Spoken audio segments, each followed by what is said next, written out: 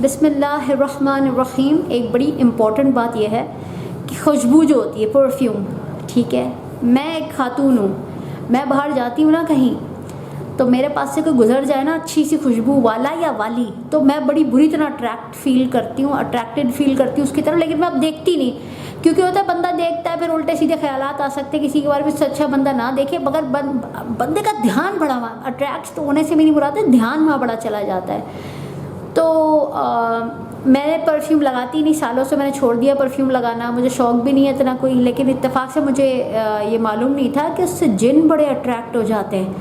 تو یہ میں آپ لوگ کو بتانا چاہ رہی تھی کہ خواتین جو ہے نا ان کو پرفیوم لگا کے خاص طور پہ درختوں کے نیچے سے، اور یہ تو بچپن میں سنا تھا لیکن مجھے پتہ نہیں تھا اس کا اسلامی وہ کیا ہے. ہمیں پتہ ہی کیا ہوتا ہے، ایسی بڈھے ہو جاتے ہیں، پتہ کچھ ہوتا نہیں ہے. تو اسلامی طور پہ خواتین جو پرفیوم لگاتی ہیں نا، جو جیسے دور دور تک پھیل رہی ہوتی ہے، ایک تو یہ ہوتی ہے کہ اپنے تک محدود ہے کہ بڑی ہلکی سی ہے، لیکن وہ جو ہوتی ہے نا جو بہت جو پھیل رہی ہوتی ہے تو اس کو لگا کے درختوں کے نیچے سے گزر رہے ہیں.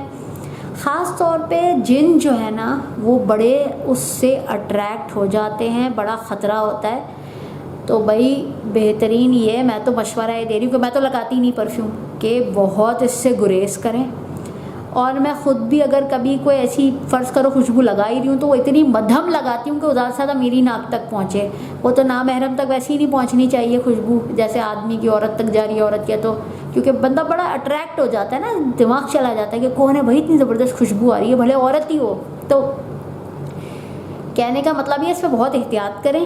اللہ کا نام تو پڑھیں، یہ سورہ ہوتی ہیں خاص طور پہ، لیکن یہ اتنی خوشبوئیں تھوپ کے نکلنا خاص طور پہ خواتین کے لیے یہ بہت ہی خطرناک. اللہ رحم کرے. پھر آپ کو پتہ ہی ہے یہاں پہ پھر ایک مستند مولانا ڈھونڈنا، ایک اچھے عالم ڈھونڈنا، اگر ایسا اللہ رحم کرے ہو جائے تو اس سے یہ ہے کہ بندہ علاج اس کا پہلے کر لے کہ اتنی خوشبوئیں تھوپ کے ادھر ادھر نہ گھومتے پھرو. ایون پتہ ہے کیا ہوتا ہے، میں ویسے تو لوکل شیمپوز ہی سارے یوز کرتی ہوں، باہر کے اجزا کا ڈر ہوتا ہے نا، تو اس لیے ہوتا ہے.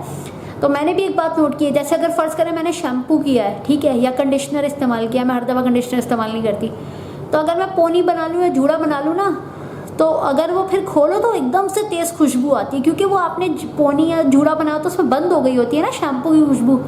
تو میں تو یہ احتیاط بھی کرتی ہوں کہ جیسے وہ اگر اتنی تیز اس کی خوشبو آ رہی ہو تو میں پھر اس وقت جوڑا یا کچھ نہیں بناتی، کہ تاکہ وہ خوشبو ذرا سے فارغ ہو جائے، یعنی کمرے کے اندر ہی نا. کیونکہ جب اتنا یہ خطرہ اس کا ہوتا ہے تو پھر اس سے اچھا ہے بندہ، کیونکہ آپ کو پتہ ہی ہے شیمپو میں بعض اوقات اتنی خوشبو ڈلی ہوئی ہوتی ہے.